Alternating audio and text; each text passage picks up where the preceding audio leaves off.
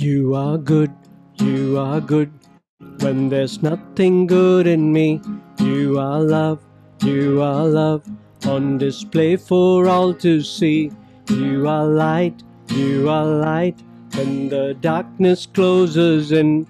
You are hope, you have covered all my sin.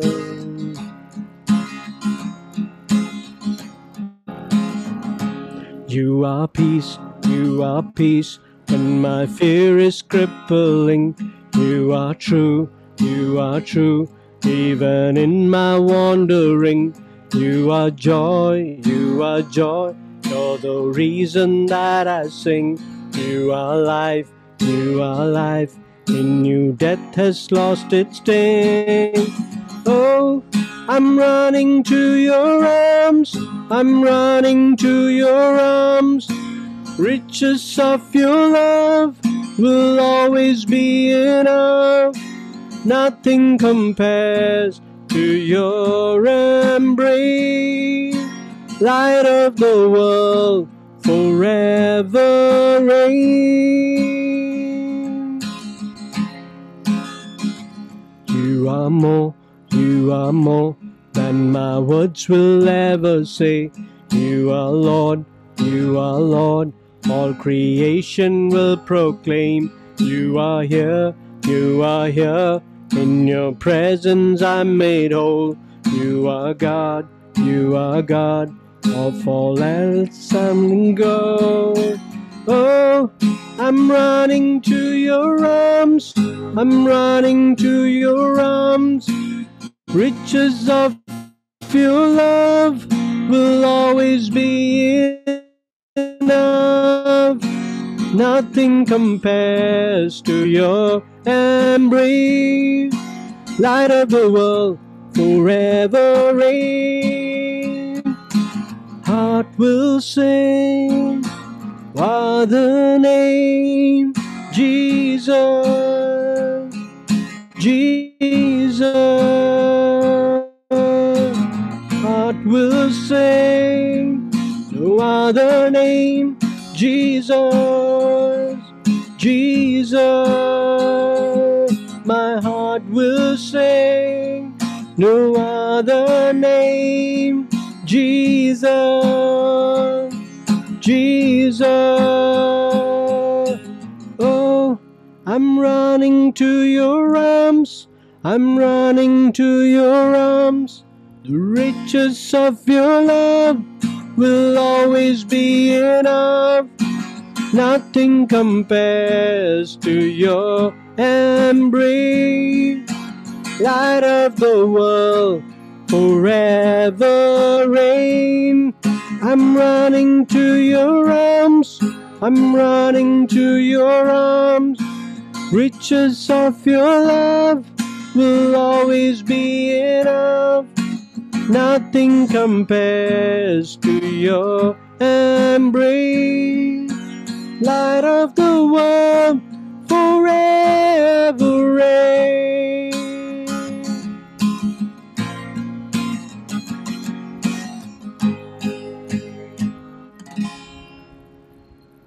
Right, one more song.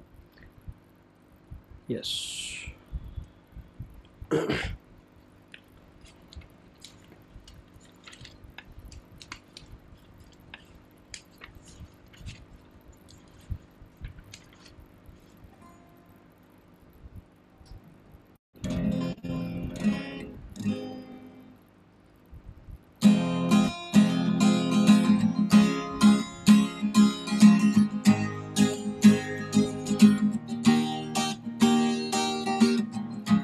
All your ways are good, all your ways are sure. I will trust in you alone, higher than my sight, higher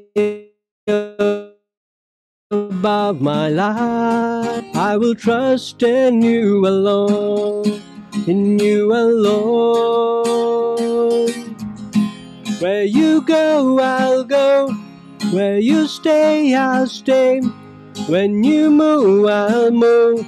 I will follow you Who you love, I love. How you serve, I serve.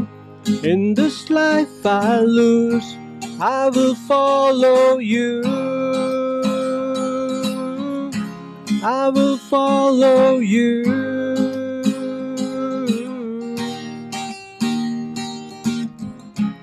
Light unto the world, light unto my life. I will live for you alone. You're the one I seek, knowing I will find all I need in you alone. In you alone. Where you go, I'll go. Where you stay, I'll stay. When you move, I'll move. I will follow you. Who you love, I love. How you serve, I serve. If this life I lose, I will follow you. I will follow you.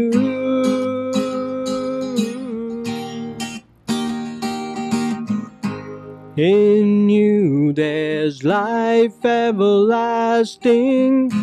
In you there's freedom for my soul. In you there's joy, unending joy. I will follow. Where you go, I'll go. Where you stay, I'll stay. When you move, I'll move. I will follow you. Who you love, I love. How you serve, I serve. If this life I lose, I will follow you. I will follow you.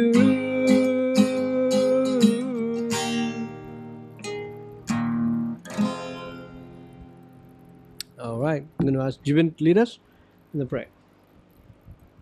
പ്രാർത്ഥിക്കാം. കർത്താവേ, നല്ല സമയത്തിന് സ്തോത്രം. ദൈവമേ, അല്പസമയം അങ്ങയുടെ വചനമായിട്ട് ഞങ്ങൾ ഇരിക്കുമ്പോൾ കർത്താവേ, യഥാർത്ഥമായ സത്യം മനസ്സിലാക്കുവാൻ ഞങ്ങളെ സഹായിക്കണമെന്ന് പ്രാർത്ഥിക്കുന്നു. നിങ്ങൾ പഠിക്കുന്ന കാര്യങ്ങൾ ഞങ്ങളുടെ ജീവിതത്തിൽ അപ്ലൈ ചെയ്യുവാനും അതിനനുസരിച്ച് ജീവിക്കുവാനും ഞങ്ങളെ സഹായിക്കണമെന്ന് പ്രാർത്ഥിക്കുന്നു. ക്ലാസ്സുകളുടെ മനുഷ്യരുടെ കാര്യങ്ങൾ തരുന്ന കർത്താവേ, അങ്ങ് തന്നെ മനുഷ്യരോട് സംസാരിക്കണമെന്ന് പ്രാർത്ഥിക്കുന്നു. ഞങ്ങളുടെ കൂടെ ഇനിയും വരാനുള്ള മറ്റുള്ളവരെയും കർത്താവേ എത്രയും കൂട്ടിച്ചേർക്കണമെന്ന് പ്രാർത്ഥിക്കുന്നു. മാനമാത്രം എനിക്ക് യേശുവിന്റെ നാമത്തിൽ തന്നെ. Amen.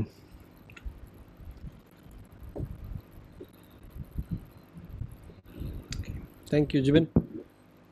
All right, so on Tuesday evenings, we are in the book of Revelation. And welcome to all those who joined after our first half. Okay, we're still in Revelation chapter 1, and today we're going to check the revealed Christ. Okay, chapter 1 verses 9 onwards. Right, we got 2 verses from last week, so we will skip through that fast, and then we'll go into the vision that starts in Revelation chapter 1 verse 9 onwards. Okay, here we go. I, John, your brother and partner in the tribulation and the kingdom and the patient endurance that are in Jesus, was on the island called Patmos on account of the word of God and the testimony of Jesus. I was in the Spirit on the Lord's day, and I heard behind me a loud voice like a trumpet saying, "Write what you see in a book and send it to the 7 churches, to Ephesus and to Smyrna and to Pergamum and to Thyatira and to Sardis and to Philadelphia and to Laodicea." Then I turned to see the voice that was speaking to me, and on turning I saw 7 golden lampstands, and in the midst of the lampstands one like a son of man, clothed with a long robe and with a golden sash around his chest. The hairs of his head were white, like white wool, like snow. His eyes were like a flame of fire, his feet were like burnished bronze, refined in a furnace, and his voice was like a roar of many waters. In his right hand he held 7 stars. From his mouth came a sharp 2-edged sword, and his face was like the sun shining in full strength. Okay, I think we have little time to finish the whole thing, so we'll do as much as we can of this vision. Okay, so last time we saw how John identifies himself with the people, and when he says he's a brother and a partner in the tribulation and the kingdom, and the patient endurance that is in Christ Jesus. And he reminded them that he is still on Patmos. For what reason? Two reasons. Because he preached the word of God, on account of the word of God and the testimony of Jesus, because of who he claims Jesus to be, how he is presenting Jesus as the Messiah. Because of that, because of his witness, because of how he is preaching the word of God, he is in Patmos because of that. And then we go into verse 10. I was in the Spirit on the Lord's day. Okay, so we know that it is a spiritual experience that this person had, even though physical elements like seeing, turning, and all this are mentioned, bodily functions are mentioned, he was having a spiritual experience. Okay, now what is being in the Spirit? You know, some people claim, you know, they do babbling, you know, in the guise of being in the Spirit. Okay, now understand that when John was in the Spirit, he never lost control, or he never lost grips with reality. Okay, എന്താണോ ശരിക്കും സംഭവിച്ചത്, ചുറ്റും എന്താ സംഭവിച്ചുകൊണ്ടിരിക്കുന്നത്, അതിൽ നിന്ന് അദ്ദേഹം വേർപെട്ടു പോയില്ല. I mean, in the sense, he knew that he was in Patmos. He knew that he was there because of these reasons, and he knew that he was seeing a vision.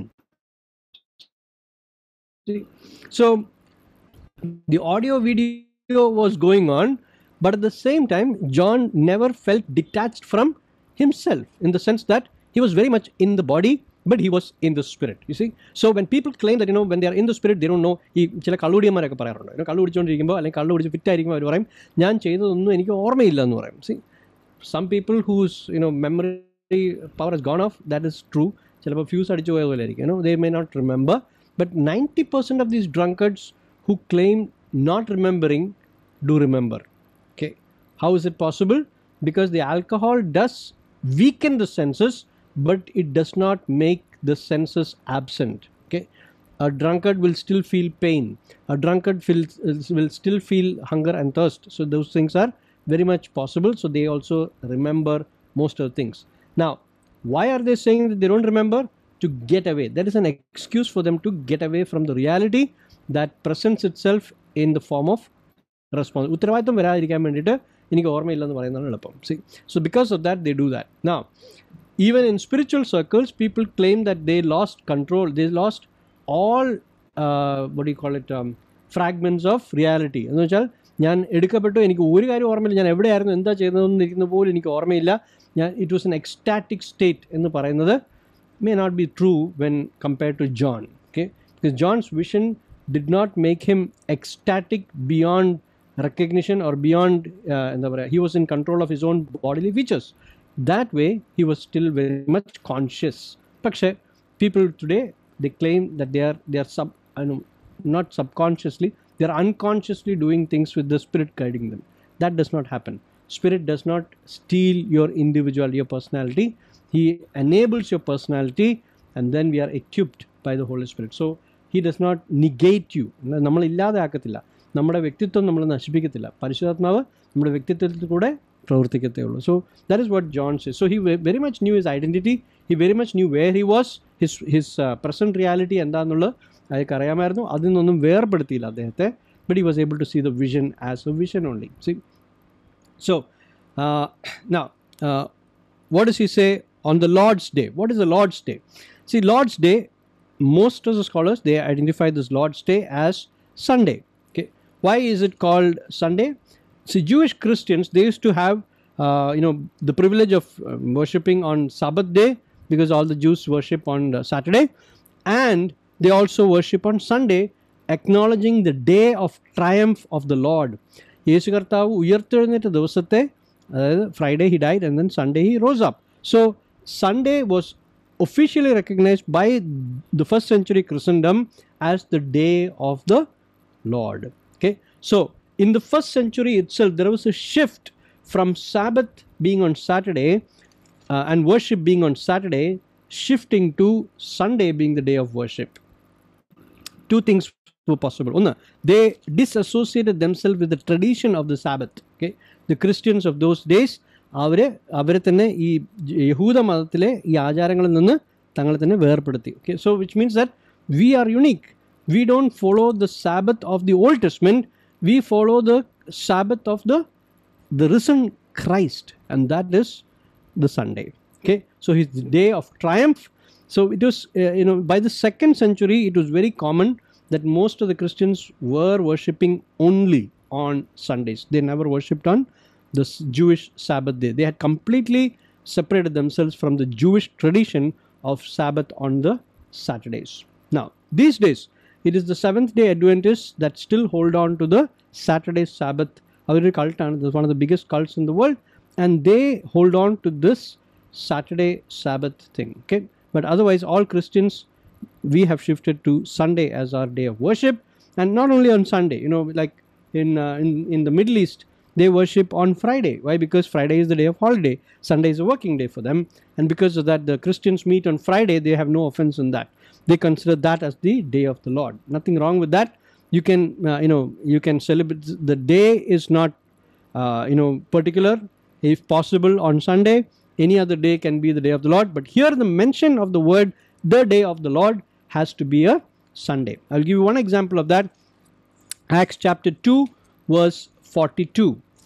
Acts chapter 2 and verse 42. Acts chapter 2 42. And they devoted themselves to the apostles' teaching and the fellowship, to the breaking of bread and prayers. Oops, sorry.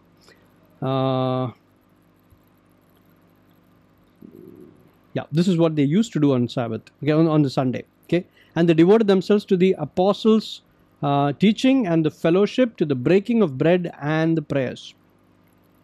Okay, so this was the common fellowship time where the Christians used to meet together, break bread, and also pray and fellowship.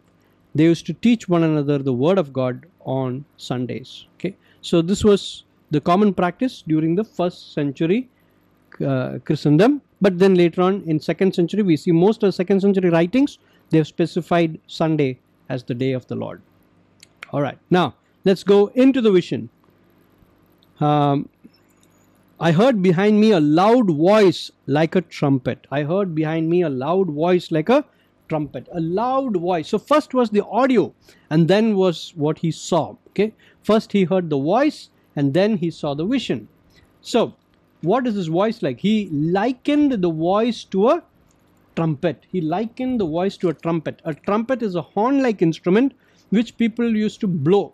During the Old Testament times, it had 3 great significances. ഈ കാഹളം എന്ന് പറയുന്ന സംഭവത്തിന് 3 പ്രത്യേകമായ ഉപയോഗങ്ങളുണ്ടായിരുന്നു. Okay, what was that?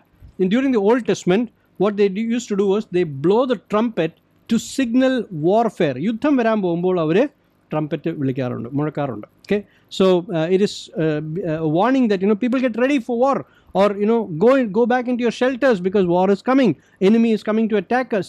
So to blow the trumpet means as a sign of warning for impending war. വരാനിരിക്കുന്ന യുദ്ധത്തിനെ കാണിക്കുന്ന ഒരു സൂചനയായിട്ട് they used to blow the trumpet. You will find an example in Judges chapter 3 verse 27.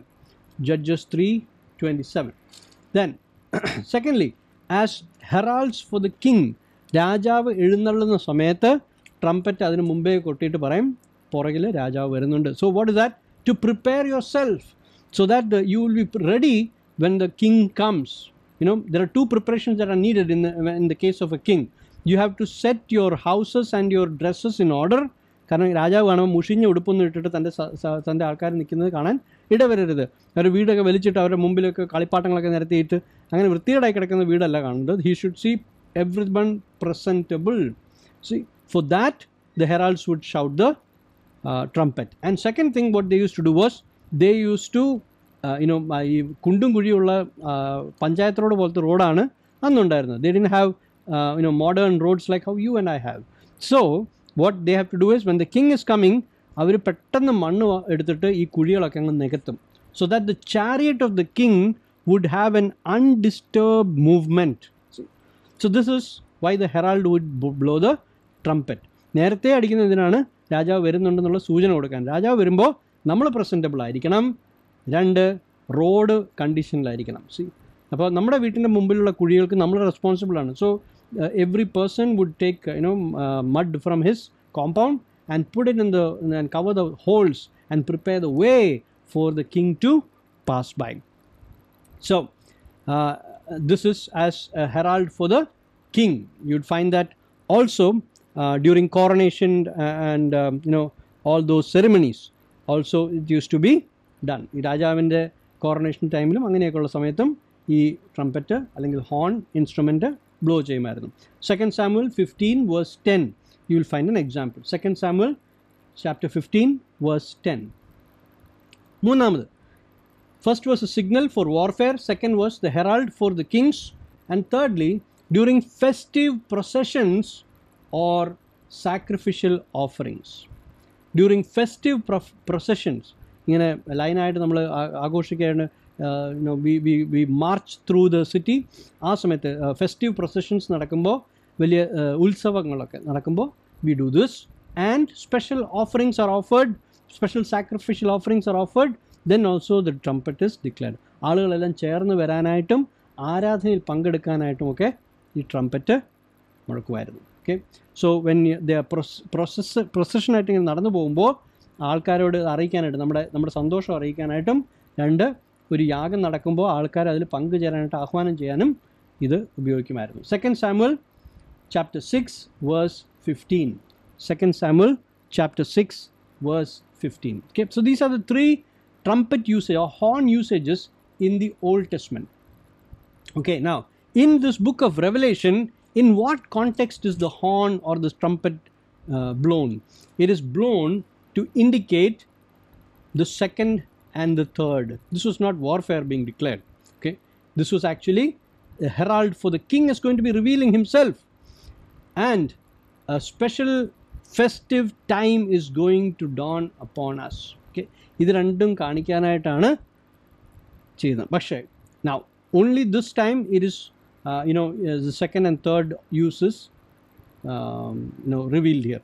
But later on in the book of Revelation, you will see many times the trumpet is blown signaling spiritual warfare. യേശു കർത്താവ് അധികാരത്തോടെ വരുമ്പോൾ he will keep on warning the people on the earth that I am coming, that I am coming, that I am coming. Okay, so this is later on it is going to mean the first usage, but here second and third is mostly the case. Okay, the voice is preparing John for the appearance of the one that looks like the Son of Man. The voice is preparing John for worship of the one who looks like the Son of Man. Okay, I will say it again.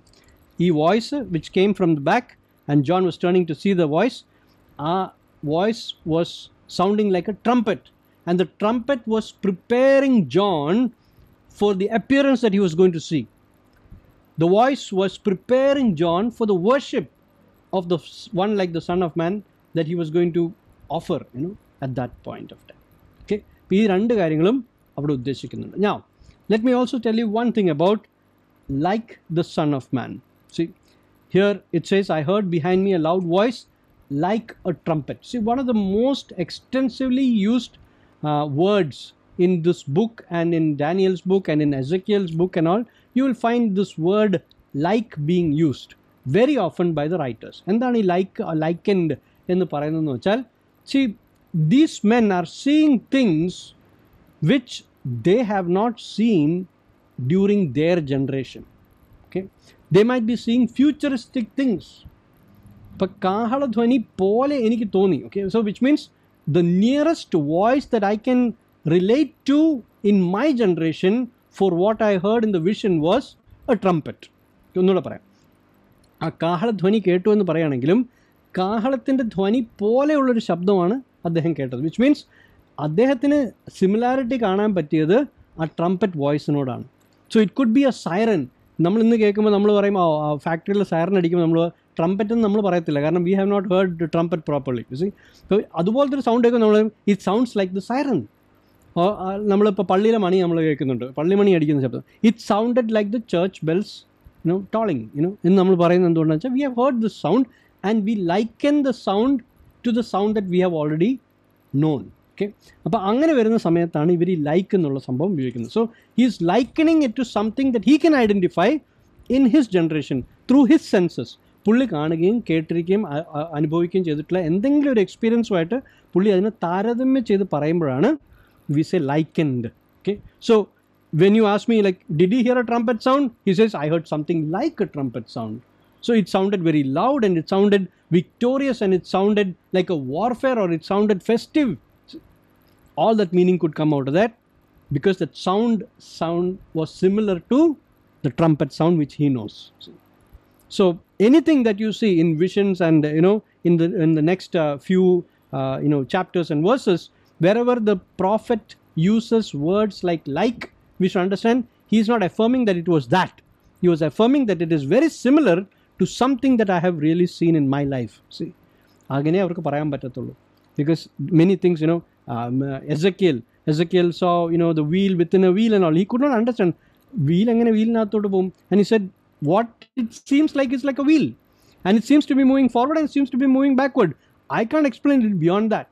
See, ഞാനത് അതുപോലത്തെ ഒരു സാധനം ഇനി ഭൂമി കണ്ടിട്ടില്ല, പക്ഷേ കണ്ടത് വെച്ച് നോക്കുമ്പോൾ ഇങ്ങനെ എന്തോ ആണ് ഞാൻ കണ്ടിരിക്കുന്നത്. See, that's the nearest that I can come to in terms that I know, in terms of objects that I know, in terms of words that I know.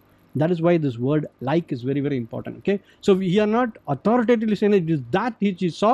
We can only say it is something like that. See, that is what John is going to mean. So I heard behind me a loud voice like a trumpet saying. See, so if it is a trumpet, how is it saying? Which means the trumpet sound was followed by command. Okay, it was a command. What is a command? Command is to write. Command is to write down. This command has been repeated in the book of Revelation 12 times. 12 times in this book. 7 times, after this, 7 times it is for the churches. And then 4 times after that. Okay, idonnu kudade 7 പ്രാവശ്യം സഭകൾക്ക് എഴുതിയത്. Then 4 times after that also it is mentioned. Okay, so 12 times John is commanded to write. What should he write? He should write down this vision. Okay, and he should also write down, according to verse 19, write therefore the things that you have seen, those that are, and those that are to take place after this. See, I told you in the first class introduction that this is one of the key verses of Revelation. What is John writing about? John is writing the things he has already seen in the past, what he is seeing right, the things that are happening right now, and those things that are yet to take place in the future. ഇത് മൂന്നും ചേർന്നതാണ് ഈ apocalyptic prophecy. Okay, prophecy is both past, present and future. It is not foretelling, it is forthtelling.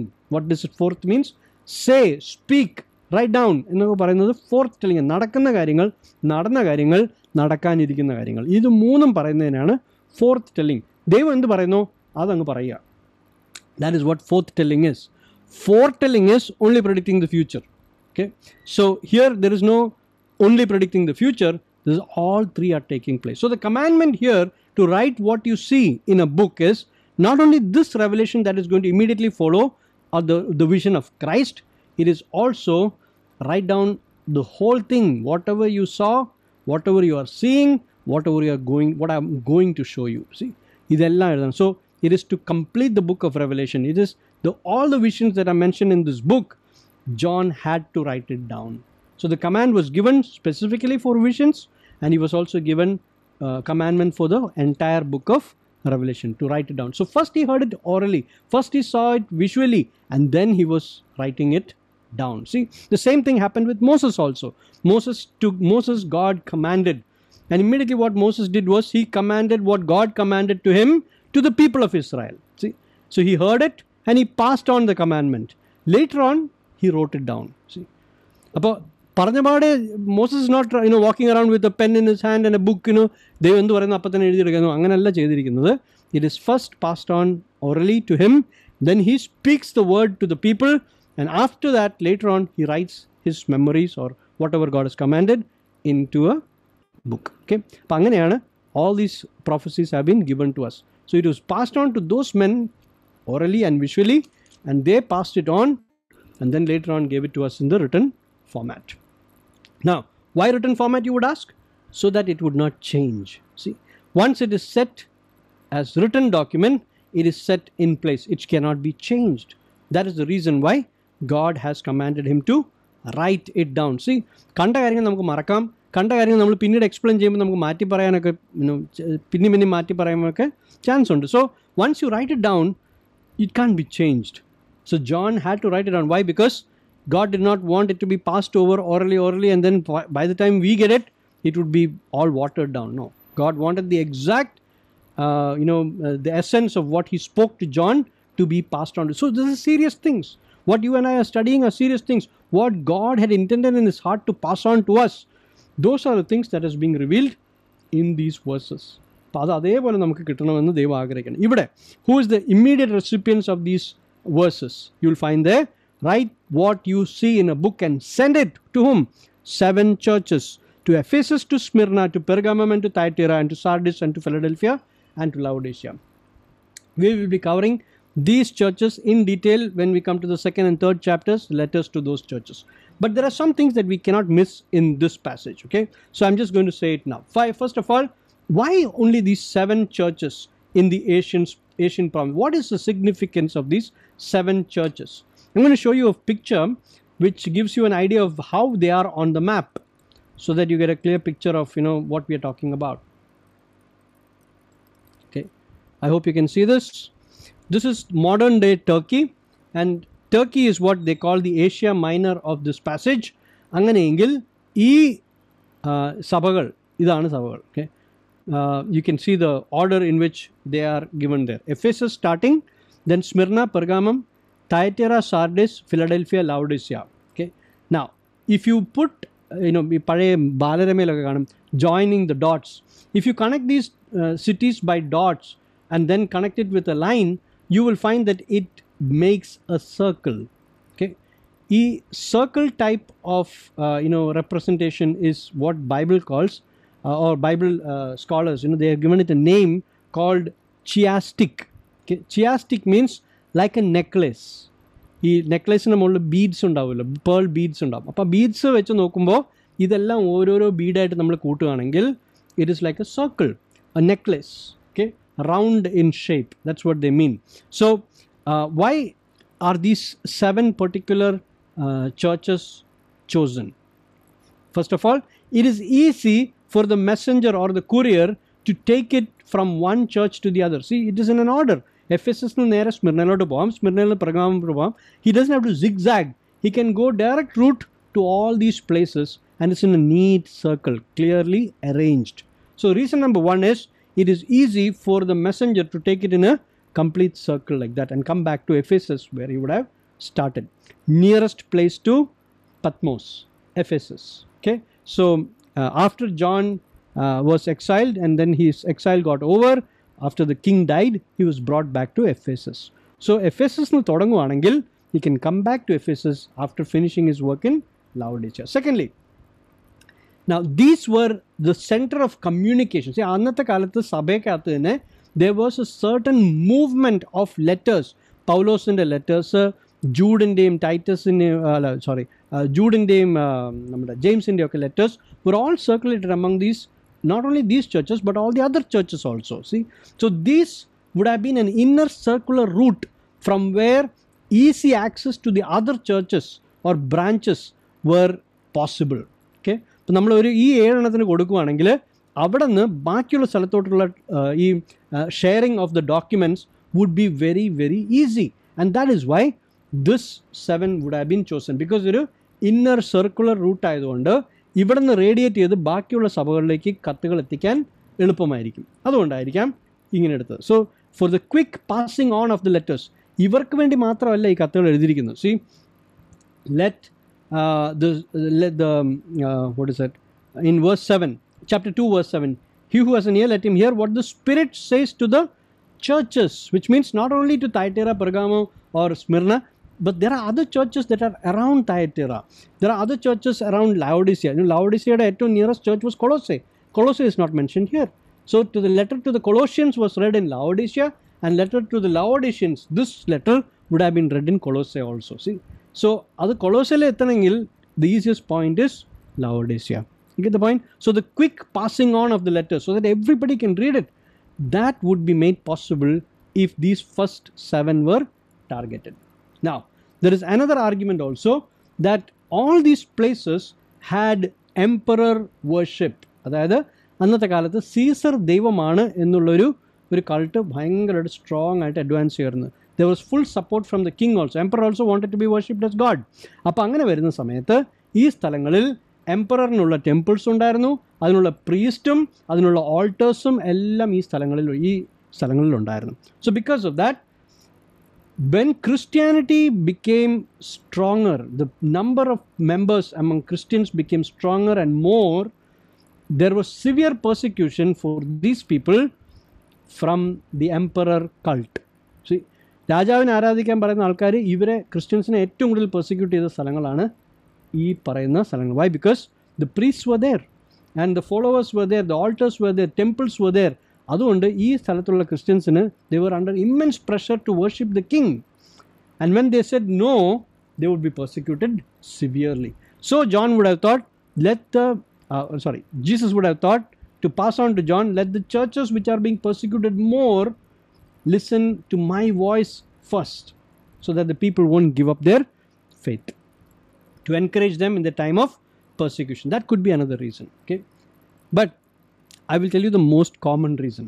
Common reason would be, see, these churches are examples. They are serving only as examples to the other churches. ബാക്കി ചർച്ചസിലും ഇവർ face ചെയ്യുന്ന അതേ problems ഉണ്ടായിരുന്നു. And these are just taken so that the problems that Jesus wants these churches to face or solve could be followed by the other churches around them. But ഇവരെ മാത്രം target ചെയ്തില്ല. We saw that earlier. Chapter 2 verse 7 says, let him hear what the Spirit says to the churches. Spirit has something to say to the churches. And if you have a problem in Ephesus, that same problem would be there in other churches around Ephesus. Ephesus is taken as an example because it's a big church. Ephesus is taken as an example because it is a prominent church in the territory, but it has similar problems with other churches. അപ്പം the Lord is actually handling the problem as the issue. And for that, the chosen church is Ephesus. അവരുടെ problem handle ചെയ്യുമ്പോൾ അതിന് ചുറ്റുമുള്ള മറ്റ് ചേർച്ചസിൻ്റെ അതേ problem he is able to speak to that also. He is able to minister to that also. So they represented the problems of all the other churches in the area. So they were serving as an example to the other churches. That is why these 7 are chosen. Okay, I hope you got so far. We have now finished the introduction to the vision. Write what you see in a book and send it to the 7 churches. Then verse 12. Then I turned to see the voice that was speaking to me, and on turning I saw 7 golden lampstands. In the midst of the lampstands, one like a son of man, clothed with a long robe, and with a golden sash around his chest. The hairs of his head were white like white wool, like snow. His eyes were like a flame of fire. All right. So time is less. We may not be able to complete the whole vision. This will be part 1 of the revelation of Christ. Okay. Let's see. What is the vision? Vision has 2 parts. First part is from verse 12 to 16. That is the glorified Christ. Mahatvirikkapetta Christu. Okay. He is going to give a revelation of himself as he is right now. The true picture of his reality. എങ്ങനെയാണ് ക്രിസ്തു എങ്ങനെയാണ് ഇപ്പോൾ അതിൻ്റെ ഒരു true picture is going to just show it to John. Okay. And John is going to just grasp as much as he can from the vision.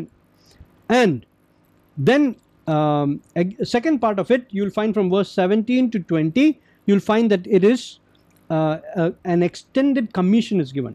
Commission is given to write what you see in the book and send it to the 7 churches. Again he says, write and verse 19, write therefore things that you see. So an extended commission is given from verse 17 to 20. So these are the 2 parts, glorified Christ and an extended commission. Okay, we'll look at the first part of it. Now, details that you find in verses 12 to 16 about the glorified Christ will be repeated when Christ writes to each church. Ephesus, Smyrna, Pergamum, ഇവർക്കൊക്കെ എഴുതുന്ന സമയത്ത് Christ is going to reveal himself as one characteristic that is mentioned in the list. ഈ revealed ക്രൈസ്റ്റിൻ്റെ അപ്പിയറൻസിലുള്ള ലിസ്റ്റിലെ എന്തെങ്കിലും ഒരു കാര്യം ഈ സഭകളോടും യേശു കർത്താവ് extend ചെയ്യും. Okay, now we'll see chapter 2. The words of him who holds the 7 stars in his right hand, who walks among the 7 golden lampstands. അങ്ങനെയാണ് കർത്താവ് തന്നെ എഫേഷ്യൻ ചർച്ചിനോട് ഇൻട്രൊഡ്യൂസ് ചെയ്യുന്നത്. Now you'll find the same thing in verse 16 of chapter 1. In his right hand he held 7 stars. From his mouth came a sharp two-edged sword. Okay. Then I think it is in where was that? Moving among the 7 stars. It is also there. Okay, where was that? It wasn't says here. Yeah, verse 13 says, in the midst of the lampstands, one like a son of man. Yeah. Okay, so in the middle of the lampstands, he's standing and he's holding the 7 stars in his hand. That is repeated again in chapter 2, verse 1. Why? Why is there a repetition? See, the repetition is showing the authoritative picture of Christ. Okay, ഇതേ ക്രിസ്തുവാണ് നിങ്ങളോട് സംസാരിക്കുന്നത്. Okay, the one who holds the 7 stars and introduce ചെയ്തിട്ട് പറയാണ്. Next chapter says, when he's writing to a specific church, he says, you remember the one who's holding the 7 stars? He's the one who's speaking to you. Chapter 2, verse I think it is 12. The words of him who has the sharp two-edged sword. That's again taken from here. Verse 16. From his mouth came a sharp two-edged sword. See? So whenever there is a repetition of the title or the introduction, then we should understand that the authority of Christ is being identified there, repeated there, so that അതേ ക്രിസ്തുവാണ് നിങ്ങളോട് സംസാരിക്കുന്നത് എന്ന് പറയാനായിട്ട്. Okay, so the authoritative picture of Christ is portrayed again and again, repeatedly to the churches, but it's already mentioned here in concise form. John already കണ്ടു കഴിഞ്ഞു. അതിൻ്റെ descriptions ആണ് ഇവിടെ പറഞ്ഞിരിക്കുന്നത്. Alright, so what does it sound like? ഇങ്ങനെ ഒരു vision കാണിക്കുന്നതിൻ്റെ ഉദ്ദേശം, see, one of the main reasons is as a warning. See, authority എപ്പോഴും കർത്താവ് കാണിക്കുന്നത് ഒരു വാർണിങ്ങിന് വേണ്ടിയിട്ടാണ്. What is the warning? See, the ruler who is going to be the ultimate ruler, endingil, when the final ruler or the judge, he is Christ എന്നുള്ളത് കാണിക്കാനായിട്ടാണ് ഇങ്ങനെ ഒരു authoritative picture is mentioned. The one who is going to judge, the one who is going to rule at the end is not from any denomination, not from any culture, not from any specific background. He is this Christ in the kaanikkanayittana. See, so it's like a warning. His role is proclaimed here as a warning to the churches. So it means it's a warning to us also. All right, now verse 12 has 2 turning arounds. Can you see that? Then I turned to see the voice that was speaking to me, and on turning I saw 7 golden lampstands. See, now this shows the apocalyptic writing double emphasis വരുന്ന verses ഉണ്ടാവും. Twice a similar action is repeated. Now that is not accidental, it is purposeful. Okay, അത് ഉദ്ദേശം കൊണ്ട് തന്നെ ചെയ്യുന്നതാണ്, അത് വേണമെന്ന് ചെയ്യുന്നതാണ്. Okay, now why is it said it twice? See, I turned around to see the voice. You can't see a voice. Voice is something that is audible. You can only hear the voice. But what is here? Why is he saying I turned to see the voice? Means he is personifying the voice, which means ആ വോയിസിൻ്റെ ഉത്ഭവം എവിടെ നിന്നാണ്, ആരാണ് സംസാരിക്കുന്നതെന്ന് കാണാൻ വേണ്ടി ഞാൻ തിരിഞ്ഞു എന്നാണ് പറയുന്നത്. സോ വോയിസിനെ ഒരു വ്യക്തിയുമായിട്ട് കണക്ട് ചെയ്തിട്ട് സംസാരിക്കാം. Okay, so in that way he turned to see the person to whom the voice belongs to. And it says on turning I saw. See, so double emphasis when it comes. It means that when the word is turning, John turned to see a turning point for the church. See, John turned himself physically to see the voice or the source of the voice, to see a turning point in his life and in our lives. See, സഭയുടെ ജീവിതത്തിൽ ഒരു turning പോയിന്റിലേക്കാണ് John തിരിഞ്ഞത് എന്നാണ് ഈ emphasis കാണിക്കുന്നത്. Okay, so here is A turning point for the church. What is that? See, we have this opinion, or we have this picture of Jesus, which is very much Christ hugging the lamb, flowing beard, which is very neatly cut and shaped, long flowing hair and all that. Whereas the Christ that John sees is totally different from the pictures that we carry. Okay, in his first trip to earth, Jesus was the good shepherd, but now he is quite different. He doesn't look like the good shepherd. He is both a priest and a king. And that is why we have to be ready to see him as he is. That is why it is a turning point for the church. We can't expect him to be the same good old shepherd that he came in the first advent. In the next advent, you're going to face him as the high priest and as the King of Kings. He's a warrior and he's a priest. So we have to be ready to see Christ as he is right now. So നമ്മുടെ പഴയ മിഥ്യാധാരണകളൊക്കെ നമ്മൾ മാറ്റി വെക്കണം. Yes, of course, he is the good shepherd and he is the kindly one who goes and saves the lost sheep. ഇതെല്ലാം കർത്താവാണ്. പക്ഷേ what is the true reality of his appearance right now? Don't be deceived. Don't be deceived. He's not looking like that photo. Okay? He's not at all looking like the photo. He's not at all looking like anything that you have experienced before, anything which John had seen before. No, he has become totally different. And that is why this turning is very, very important. The church has to turn to this reality of Christ. So, I turned to see the voice that was speaking to me, and on turning I saw 7 golden lampstands. In the midst of the lampstands, one like a son of man. See? So he turns to see the voice, the person to whom the voice belongs to. But first, he does not see the source. He sees 7 golden lampstands. Okay, now what are the 7 golden lampstands? At the end of the chapter, verse 20 says, and the 7 lampstands are the 7 churches. Okay, now lampstands. പഴയ നിയമത്തിലെ it is a symbol of Judaism, is this what you call the menorah or the 7 golden lampstands. It was indicated in Revelation chapter 1 verse 4, right, to the 7 spirits who are before his throne. You remember that? അത് എടുത്ത സമയത്ത് നമ്മൾ പറഞ്ഞായിരുന്നു the 7-fold spirit. അതിനെ കാണിക്കാനായിട്ട് ആ പരിശുദ്ധാത്മാവിൻ്റെ perfection കാണിക്കാനായിട്ട് there is this lamp which was the symbol of Judaism. We call it the menorah. Moses was commanded to build a lampstand of pure gold. It has 1 step and 7 branches. Right, where do you find it?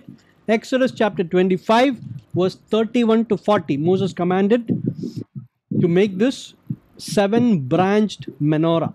Okay, Exodus 25 verse 31 to 40. Now this menorah was built for the holy place, and it has 7 branches indicating the perfect Holy Spirit, the 7-fold Holy Spirit. Okay, Isaiah, we saw the reference there. Now here, this 7 lampstands is actually indicative of Zechariah chapter 4. Zechariah chapter 4 verse 2 and verse 10. Verse 2 says, and he said to me, what do you see? I said, I see, and behold, a lampstand all of gold with a bowl on top of it, and 7 lamps on it, and 7 lips on each of the lamps that are on the top of it, identifying itself with the menorah. Okay, but then verse 10, Zechariah chapter 4 and verse 10. For whoever has despised the day of small things shall rejoice and see the plumb line in the hand of Zerubbabel. These 7 are the eyes of the Lord which range through the whole earth. Okay, so what does it show? The eyes of the Lord that range throughout the earth. Okay, so the Holy Spirit are mentioned as the Holy Spirit is mentioned as the eyes of the Lord. He is the one who ranges throughout the earth. Okay, now the difference between Zechariah's vision and Revelation vision is that there is 1 lamp with 7 branches indicating the Holy Spirit. But here the difference is that it is 7 different lampstands, 7 separate lampstands. And here the explanation is given in the text itself, so we need not find out other explanations for it. The explanation says in the book of Revelation chapter 1 verse 20, it is the 7 churches. It is 7 churches. See, so what is the role of the 7 churches in this? The churches are the shining lights for God in a hostile and wicked world. You and I are the shining lights that God has placed in this hostile and wicked world. Sabha ennu parayunnathu building alla, it is us. So if we are the ones, we are the people who are these 7 lampstands. It shows again perfection. Okay, 7 separate lampstands. So the menorah is for the holy place. 7 branches show perfection. It is indicative of the Holy Spirit, who is mentioned as the eyes of the Lord, who reigns throughout the earth. But here it is the 7 separate lampstands indicating the 7 separate churches. Now, verse 13 is where Christ, okay, how is he introduced? First, he says, I turn to see the voice. Okay, so I think it is one of your voice is the mic has to be muted. Okay, right. So in the middle of the lampstand, that is where Christ is. Verse 13 says, in the midst of the lampstands, one like a son of man. See, he's in the middle of the lampstand. Then in verse 16 it says, in his right hand he held the 7th star. From his mouth came a sharp two-edged sword. In his face was like the sun. Sorry, where was that?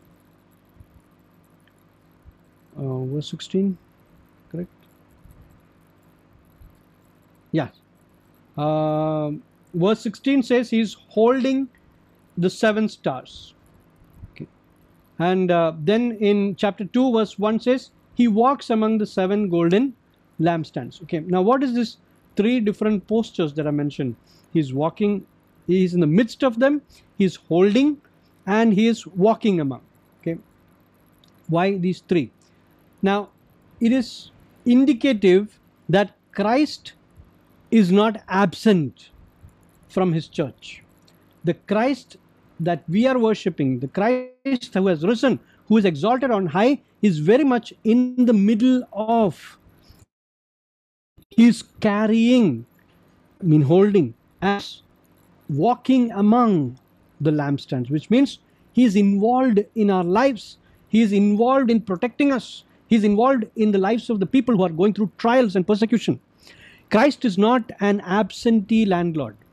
Christ is very much present among us. That is what these verses are trying to tell us. യേശു കർത്താവ് നമ്മുടെ ഇടയിൽ ഉണ്ട്. He is among us. He is not disappeared. He is not like sitting there and saying, നിങ്ങൾ എന്തെങ്കിലും ആയിക്കോ എന്ന് പറയുന്നതല്ല. See, he is very much concerned. He is very much concerned about individuals, what you are going through. The struggles and the trials that you are going through, it concerns him. See, he is holding you. So he is involved in the lives of people who are his followers. And he is sovereignly protecting them by holding them in his hands. This is the picture of Christ that we see. So he is not an absentee landlord. He is a very present help in our times of trouble. It's a very present help. That's what these 3 verses indicate. Chapter 1 verse 13, chapter 1 verse 16, and chapter 2 verse 1. Now, I think we have time only for one more. Okay, Son of Man, one like the Son of Man. Again, we see the word like. One like the Son of Man. Okay, now Son of Man is a reference from Daniel chapter 7 verse 13. Daniel chapter 7 verse 13, where Daniel says, I saw in the night visions, and behold, with the clouds of heaven there came one like a son of man, and he came to the Ancient of Days and was presented before him. Ancient of Days is indicative of God the Father, and one like the Son of Man is the second person of the Trinity, the Son of God. Okay, now why? The Son of Man, Jesus, is one of the Jesus's favorite titles for himself. It indicates human-like. He is human-like. See, God created us in his image. So we are like God. But Jesus came and became one like us. He was human-like, with human likeness. Okay, so he was not human, but he was like a man. That is what Revelation also says. See, he is like a man. The one that I saw was like a man. He was human-like. Okay, so it is one of the most used references of Christ for himself. He took this title from Daniel because Daniel was referring to the Messiah, and that Messiah is identified with whom? The Ancient of Days, the Jehovah of the Old Testament. You see? So it is again indicative of the Messiah being Lord. It is a similarity between Christ and his Father. Father and the Son are one. They're not two different people. That's what it's indicative of. Okay. So here is again the mention of the Son of Man, human-like. I saw somebody who looks like a human. Where was he? In the middle of the lampstand. And how was he dressed? He was dressed with a long robe with a golden sash around his chest. If you look at Exodus chapter 28, verse 4, and Exodus chapter 39, verse 29, Exodus 28, verse 4, and Exodus 39, verse 24, we will see that this dress is the high priestly garment. The high priestly garment. Okay, so Jesus was standing there with what? With the high priestly garment. That is his office now. That is his role now. That is what he is doing right now. He is a high priest on our behalf, interceding with the Father. Hebrews beautifully, the book of Hebrews beautifully mentions him as our high priest, who is sympathetic to our problems. നമ്മുടെ പ്രശ്നങ്ങളുമായിട്ട് identify ചെയ്യുന്ന നമ്മളെ പോലുള്ള ഒരു high priest നമുക്ക് കിട്ടിയതാണ്. He's perfect. He doesn't sin, but he understands when people go through sin. He has felt suffering in his body, so he knows what it is when people come and tell him we are suffering. See, so the long robe and the golden sash, indicative of the high priestly garment that Jesus is wearing, that shows his role as our high priest. He is our eternal high priest. And secondly, so we'll wind up with this: the white head and hair. It is indicate, two things are used to indicate the whiteness: white wool and snow. Rendu prasham repeated again. Why descriptive? See, in the Jewish language, to describe whiteness is so hard. You know? So he had to specify like white wool and snow. രണ്ട് object പറഞ്ഞാലേ കാര്യത്തിൻ്റെ വെളുപ്പ് എത്രയാണെന്നുള്ളത് ആൾക്കാർക്ക് മനസ്സിലാവത്തുള്ളൂ. That is why John uses two images to identify the whiteness of his head. Okay, like wool, like snow. I'll give you one more reference. Mark chapter 9 and verse 3, when the transfiguration happened on the mountain. Mark chapter 9, verse 3.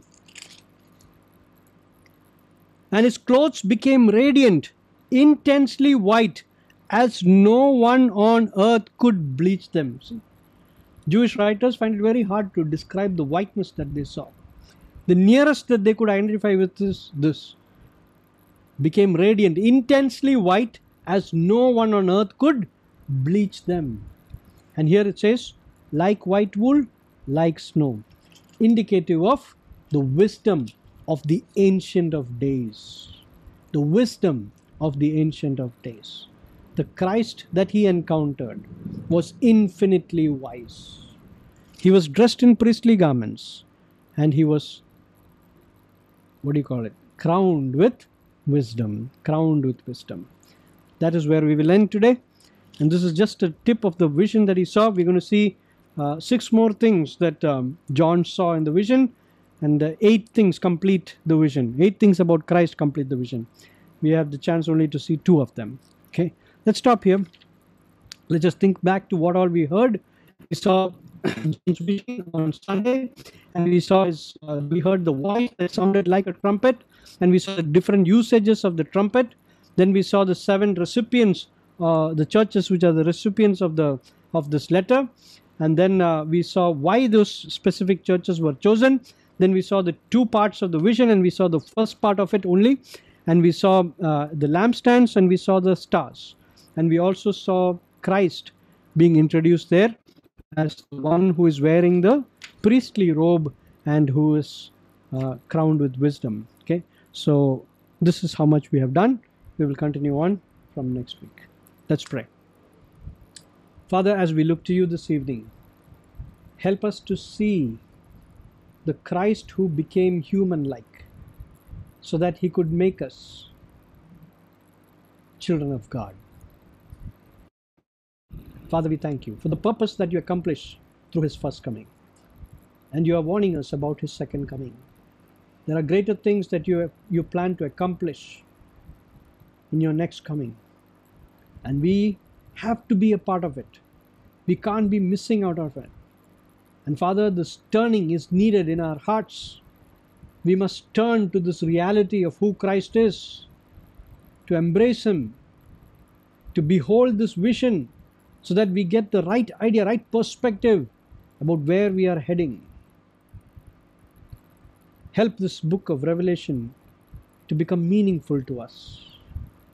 Help us to see the resurrected, enthroned Christ coming to get us, coming to save us completely. That we would be caught up in this passion and the vision that is being shown to us.